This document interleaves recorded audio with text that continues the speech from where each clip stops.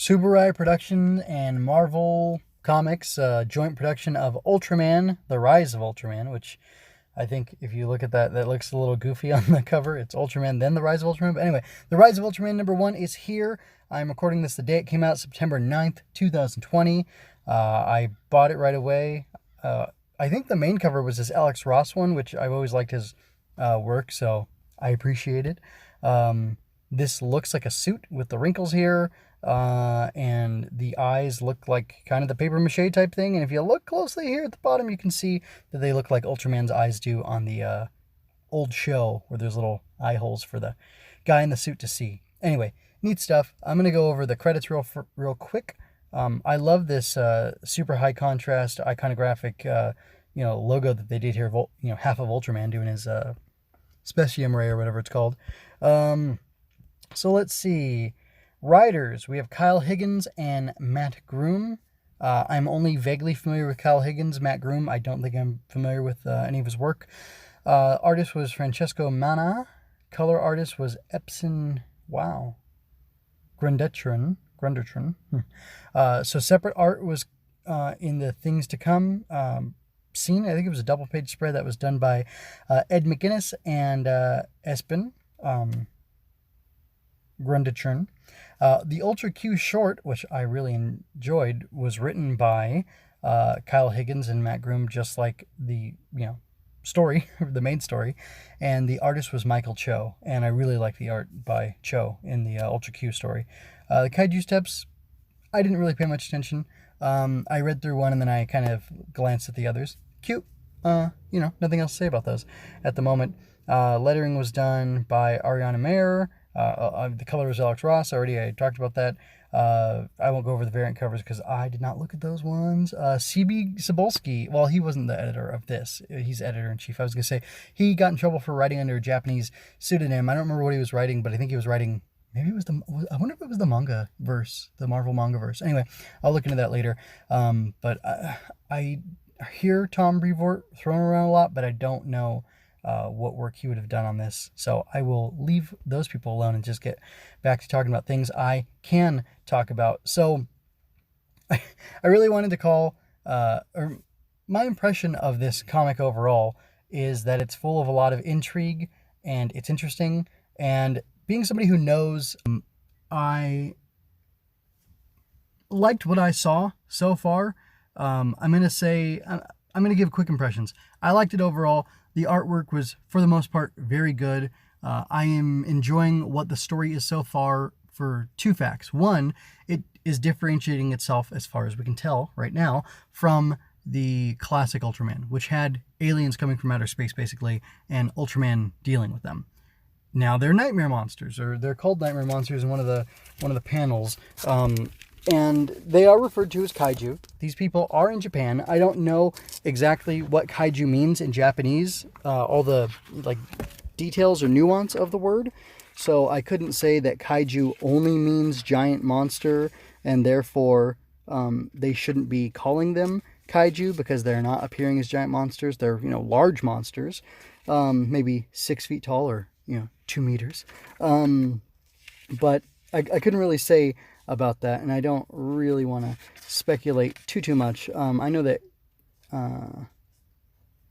kaijin is a word used for monster, so that's kind of interesting.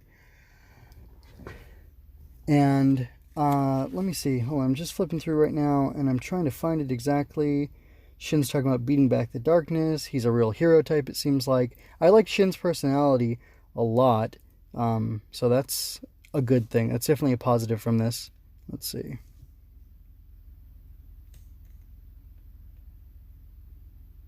So when they're out at dinner, Kiki, which that's not really her name, I can't remember what her name is, but that's what Shin calls her, so that's what I'm calling her.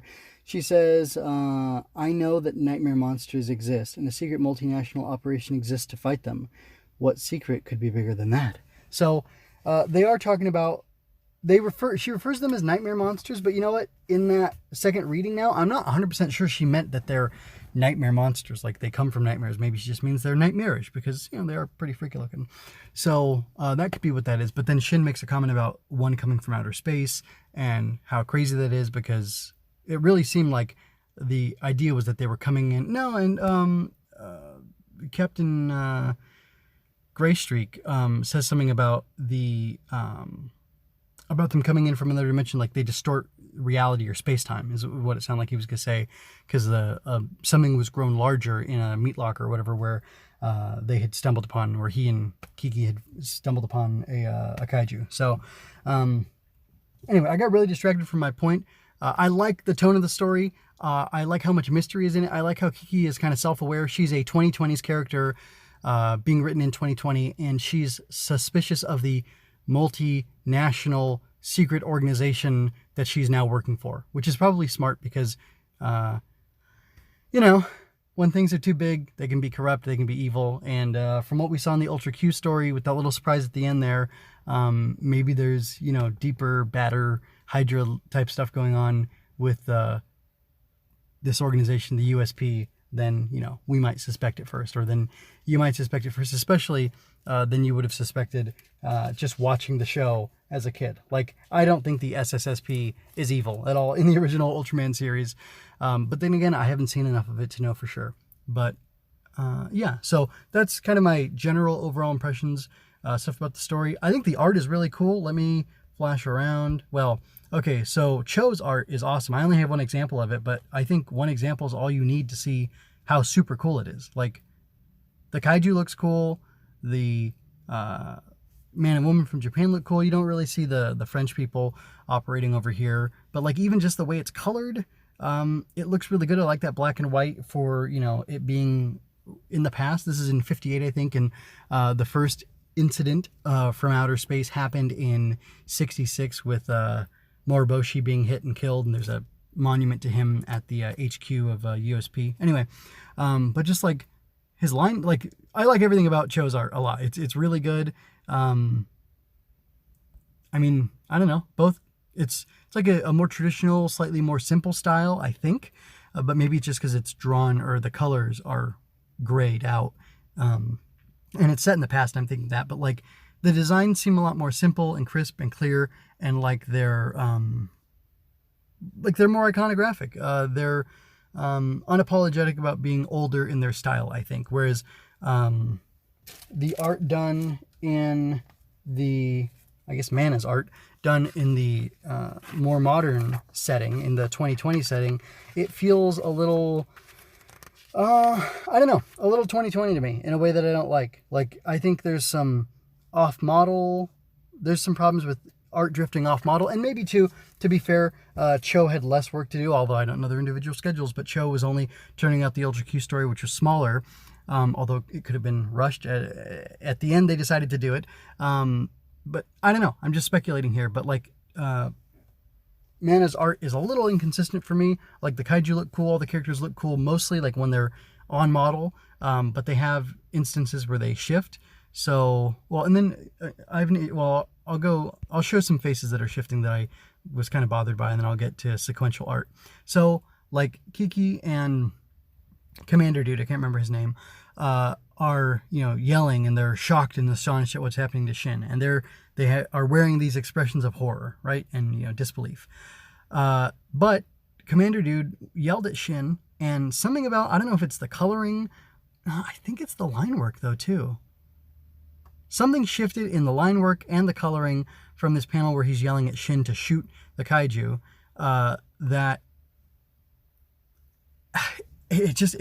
to me, it's a drop in quality. Them yelling for Shin, which should be, it's the last image you're going to see of this issue potentially, because it says to be continued right under there. It should look really, really good and like be a standout thing. And I don't think the emotion of it should sell as much as the art, or the emotion should be conveyed through the art. But to me, the emotion is being conveyed more through the dialogue. There's the red box around it. It's, the frame's tilted a little bit and stuff. So like, there are other things other than just like the raw lines and coloring there that are telling me this is a big deal. And it just, I don't know, just a little odd for me. And then, like, I think Shin and Kiki both look very attractive at points in this. They look like, I don't know, weird. Trying to find a really good example. Like when on one of the images I pulled through the cover, when Shin shows up and he's toting a gun, he looks really, really good. Looks very cool.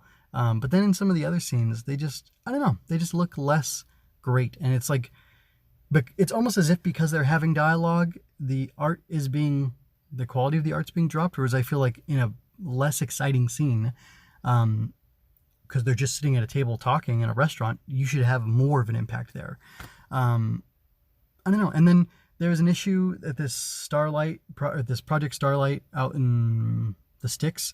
It looks like the sequence of the art is all off to me.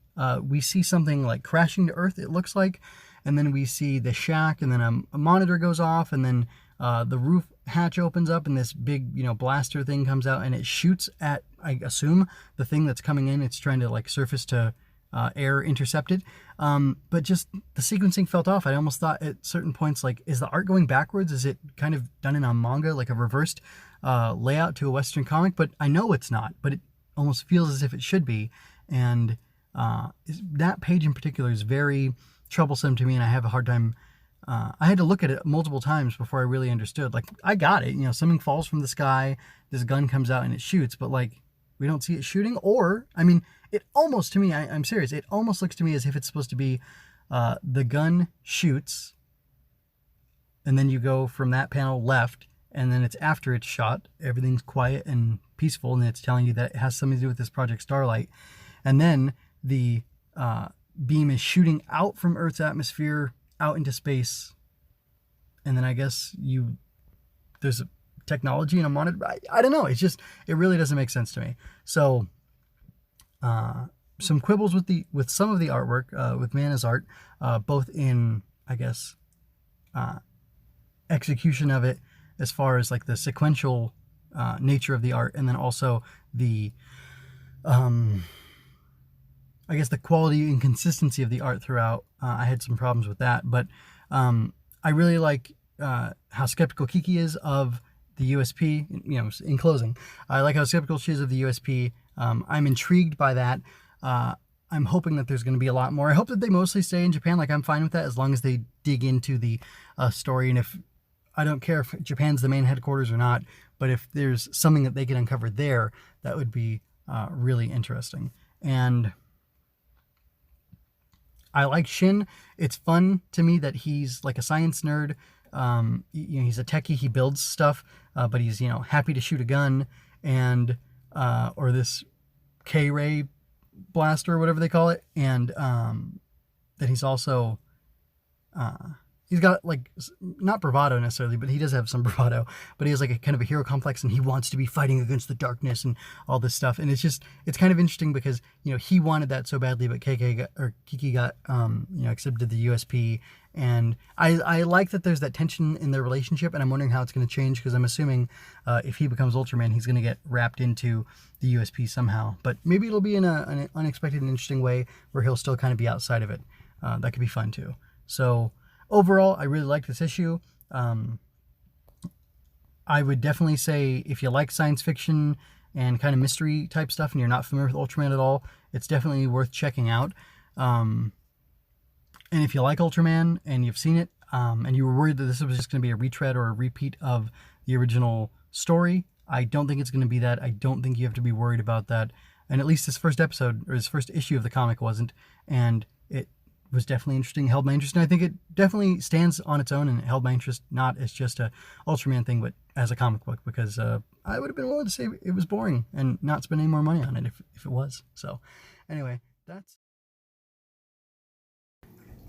Some of you may or may not know, this is not my first time talking about Ultraman. I did an entire podcast review analysis series of SSSS.Gridman, which is actually an anime in the Ultraman universe. And I reviewed the Netflix Ultraman anime, which is a CGI anime, which is an adaptation of a Ultraman manga that started in 2011. So I reviewed both of those as much. Well, Gridman is done, and Ultraman Season 1 is over. We're waiting for Season 2 to come out. But if you want to hear me talk more about Ultraman, you can do that there. I'll provide links in the show notes and then on the video version for you to find those. And yeah, I hope you check them out. I hope you enjoy them. I also talked about a short YouTube series that Tsubaraya did, Ultra Fight Galaxy, I think is what it's called.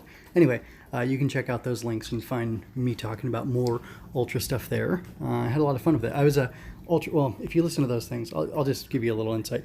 I was a newbie to Ultraman, and I checked it out because of Gridman, and I liked it, and that made me decide I would like the whole thing. And I recently watched a couple episodes of the Ultraman Season 1 DVD here at home because I wanted to support that official release that happened earlier this year. And that's pretty much all I have to say.